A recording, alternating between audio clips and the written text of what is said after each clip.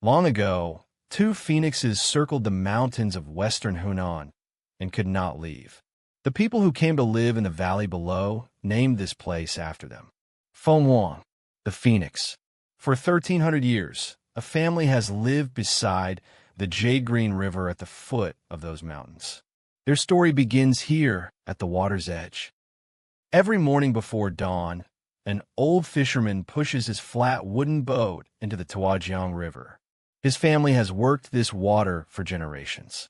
His father before him, his grandfather before that. The river gives them everything: fish, water, life, and the quiet that holds a family together across time. Behind him, Fenghuang wakes slowly. The stilted houses rise from the riverbank on wooden legs. His home is one of them.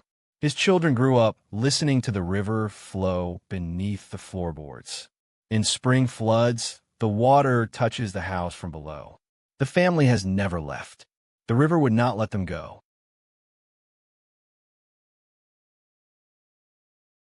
The fishermen's neighbors are the Miao people, the oldest people in these mountains. They have lived here longer than any wall or dynasty.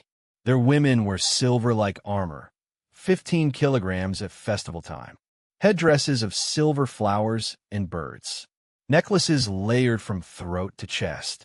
Their history is not written in books.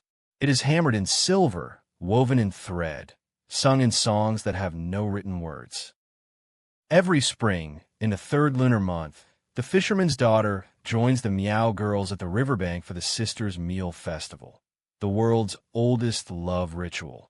She dyes sticky rice pink and yellow with flowers from the forest. She holds it out to the young men who pass on boats below.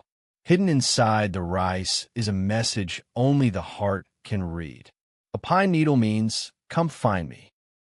Across the water, a young man lifts the lushing, a bamboo pipe organ that speaks when words cannot. The music drifts over the river toward the balcony where the fisherman's daughter stands. She does not move, but she does not turn away. Some love stories begin exactly like this, at a river's edge, with pink rice and a song that carries farther than any voice. The fisherman comes home at dusk, pulling his boat onto the house. Above him, the red lanterns his wife hung that morning begin to glow. The Hongxiao, the old rainbow bridge, shimmers further down the river, its reflection stretching across the dark water.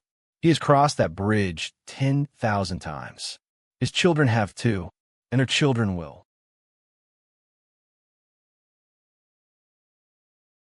The fisherman's daughter, the family calls her Tsuitsui, has grown up at the ferry crossing.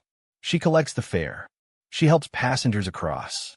She is 15, and the river has made her as clear and green as itself. Two brothers from the town both love her. She knows. She says nothing. She watches the water and waits for something she cannot name. Her grandfather, the old fisherman, watches her from the boat. He has seen love come to this ferry before. He knows what it costs. He says nothing.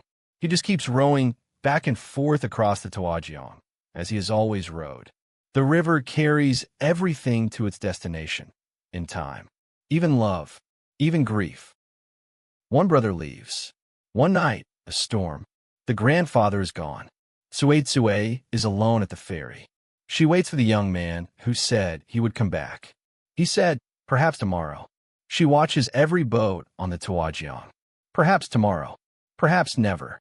No one told her the river does not wait. No one told her that some doors, once closed, never open again.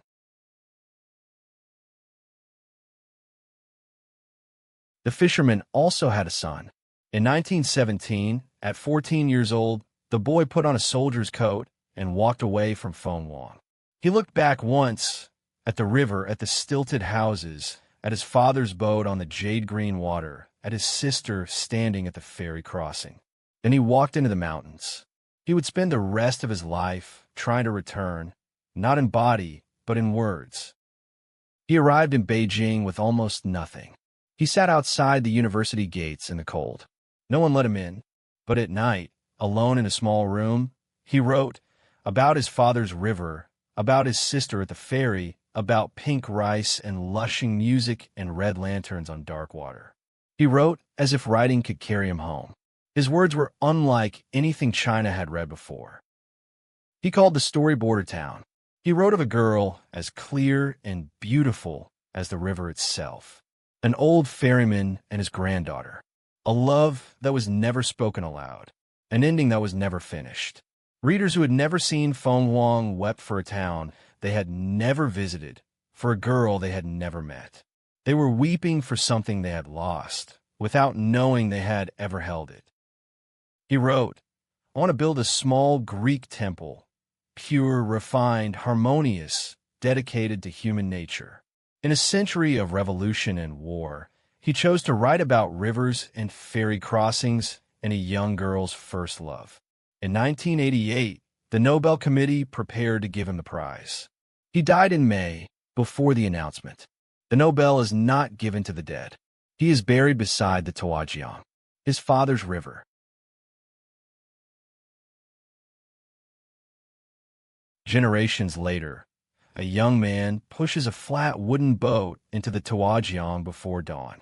He is the fisherman's grandson, or his great-grandson, or someone whose grandfather once shared a meal in one of these stilted houses above the water. The river does not count generations. It only flows.